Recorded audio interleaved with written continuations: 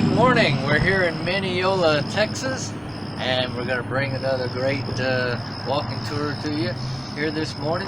Anxious to see what we got. They have a wonderful, beautiful train depot here that we're going to take a look at here in just a second. Beautiful brick streets and a lot of other cool things here in this little town. I didn't catch the population number here, but it's a very small town here in the heart of Texas, and we're going to see what Mineola has to offer. It's been rated as one of the most beautiful small towns in the state, and we're going to see why in just a second. So follow me. Okay, we're following you, buddy. Let's go. And we did not give him a map, so he can't go the wrong way. He has no map.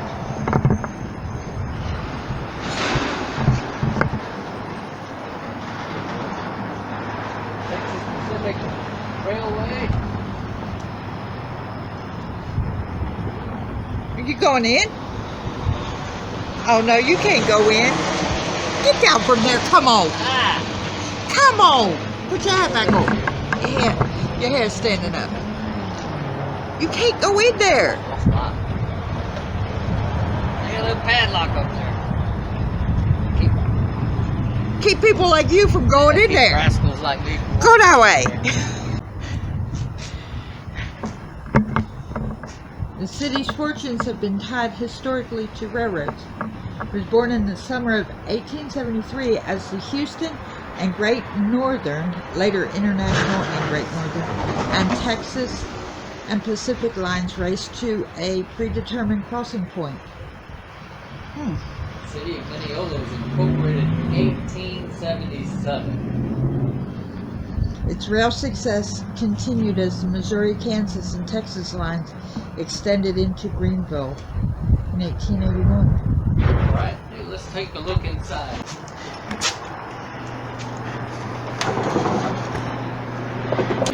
Very nicely maintained.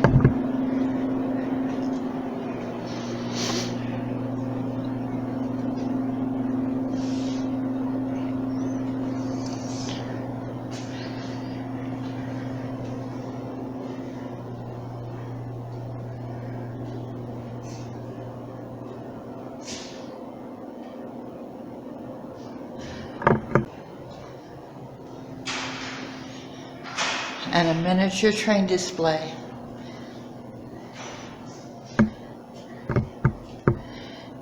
It's the town of Mineola in miniature.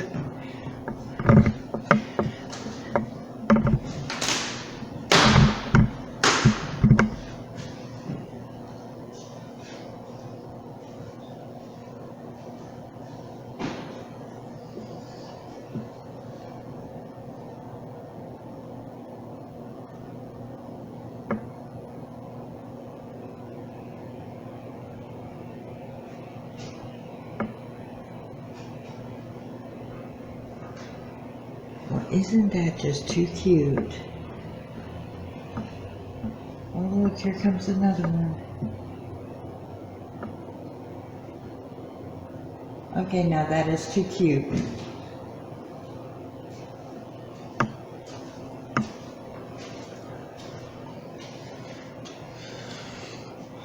That is too cute.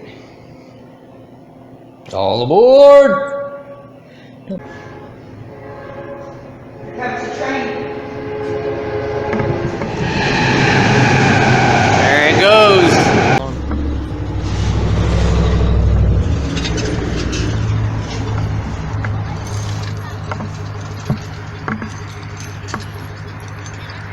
Where history and education meet recreation. 5-acre park tells the story of the railroad heritage of our city, county, and East Texas. Very nice. Nice park. And right over yonder, by the little water cistern, there's a little train. You can ride that little train. It goes around the park. You can see the railroad crossing sign right there. Yeah, little train. That's pretty cool. Oh, look at here, a little library. You want to put your head through there?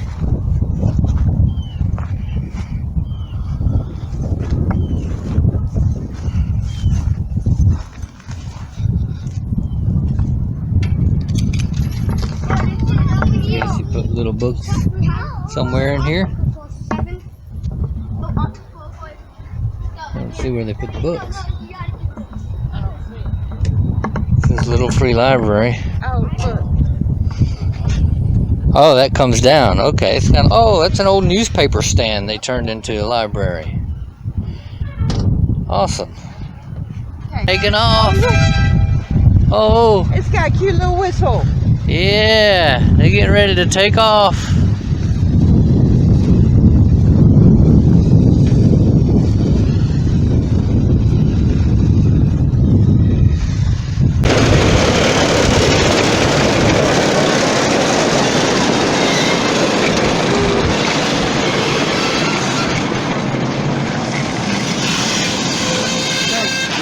That is real cute. Yeah. Which way? Yeah, I like the post office box there.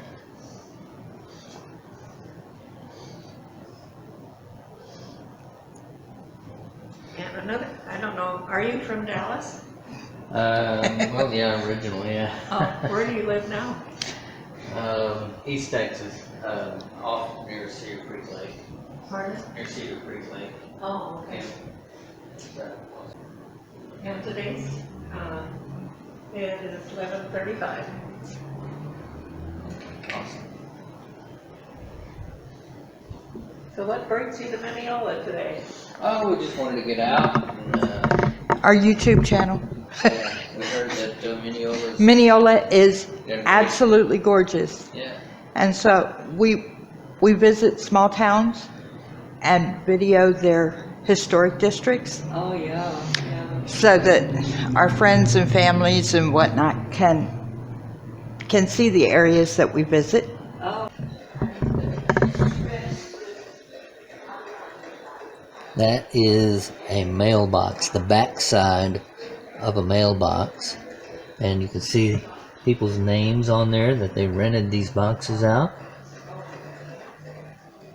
The Mineola Museum is in the historic post office building. An old magazine rack with a bunch of Life magazines.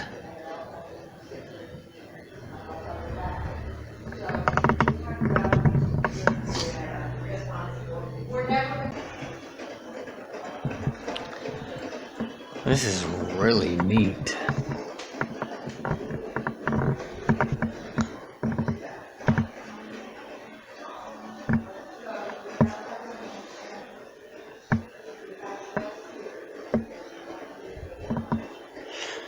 Old telephone. Da-da-da-da.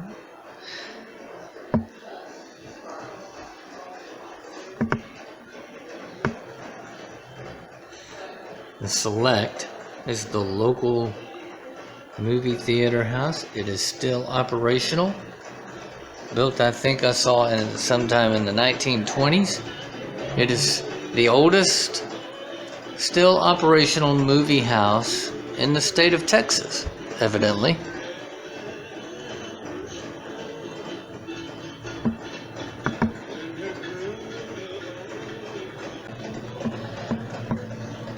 Two for Casablanca, please.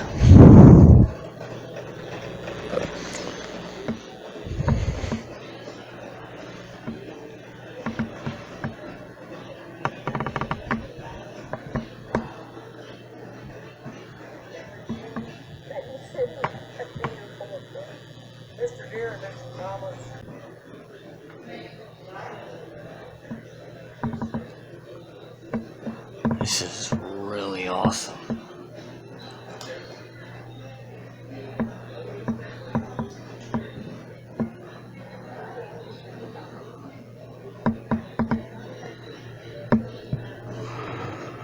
Theater seats.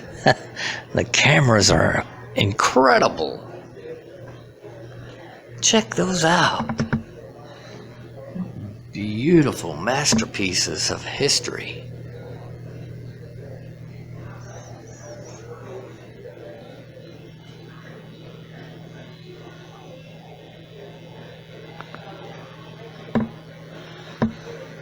We had here to go in.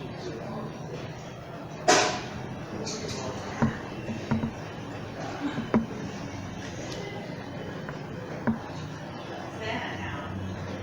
No, yeah, that says Santa House. Barbershop, Santa House, so that's extra.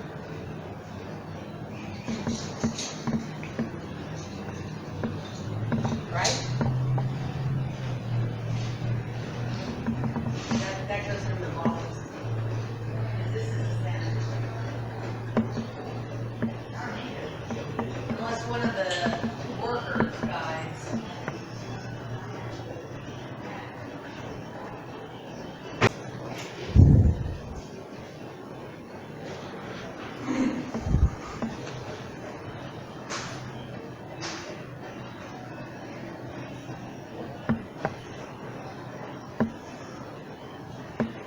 Oh, this is a beautiful quilt shop.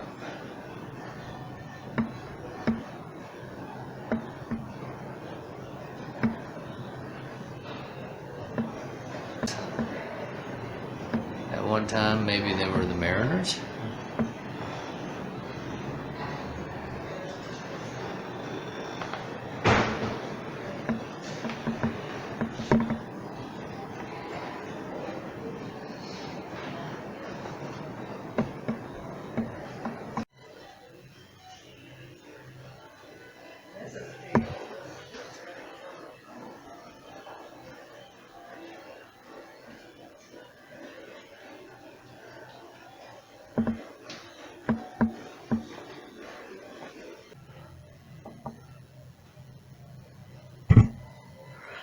Town was established, Mineola was established in the 1840s and chartered in 1873. In 1989, it was designated a Texas Main Street city. They spent more than $5 million to renovate the Central Business District buildings.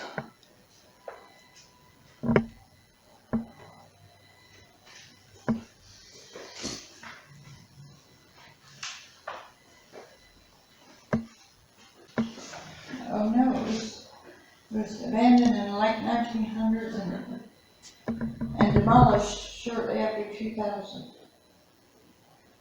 So what do you think of that, Nice. select theater area? Oh, I loved it. That was awesome. That, projector. Yeah, that big project. I Yeah. had a crew come from, Cal Arts in Medicine, in California, and they had been going nationwide looking at those. He said that was one of the best that they've had, best condition. And they were all over it, I mean. Awesome. Yeah, I was impressed. That was beautiful. They said what happened was when they decided to upgrade, everything in there is from the original theater. The stand and everything. Yeah, so the only thing they don't have is the hook for the mail. Right! Oh, yeah. You missed the hook for the mail. It's amazing Well, the. actually, it was probably back here, because it was Yeah. not on the end. It was Yeah. on the back, and that could have been the hook. They just forgot to put the Mail bag on it. mail bag. Yeah, Yeah. yeah. You'll find amazing things in small. Okay, so this it's currently the First Baptist Student Center. However, it was donated to them by the Dr. Pepper for the restoration of Dr. Pepper building. And Alan is going to tell us about the Dr. Pepper building. So we're standing here in front of Dr. Pepper bottling plant, and if you're not from Texas, you may not realize that Dr. Pepper is kind of unofficially the state, official state drink. Not all my relatives drank Dr. Pepper when I was growing up, and I remember being knee-high to a grasshopper and going with my grandmother to turn in the 10-ounce bottles of Dr. Pepper by the case for recycling. And back in those days, we're talking, late 60s, early 70s, you could get 10 cents a bottle for turning in your But they bottles. they reused those bottles. They didn't recycle those bottles. The bottles. So it wasn't just Dr. Pepper. You could recycle your Coke bottles, your Pepsi bottles, any cold drink bottles you had. But my family, we drank Dr. Pepper. My grandparents were Dr. Pepper because Dr. Pepper's headquarters is here in Texas. And I had a bottling plant here in Mineola, evidently. And so a little bit of history It's there. a franchise for Orange Crush. Yeah, they got a franchise for the Orange Crush. That was back in the 30s. And for Dr. Pepper. And so In 1938, they purchased a franchise for Dr. Pepper. yeah, this was a bottling plant for Dr. Pepper and milk. Back in those days, milk also came in a bottle, and you would recycle your milk bottles just like you recycled your Dr. Pepper bottles or whatever. So, really interesting bit of history. And there's another one. And we used Mineola's saloon era began with its founding in 1873. Saloons catered to Mineola's many transient workers, had at least 14 different saloons during the era, as many as 8 at one time. Okay. Yabba dabba doo. Okay. And then the temperance movement hit around 1903. Residents voted to outlaw the sale of alcohol in Wood County, ending the saloons. Right. That just ain't right. It's not, but to this day, Texas has dry counties. It does. But I'm guessing Mineola or Wood County is not one of them. Well, I don't know that.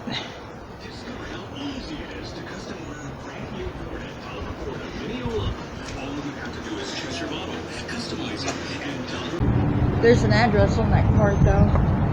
Here's the East Texas Bourbon. Right. And this nifty little piano.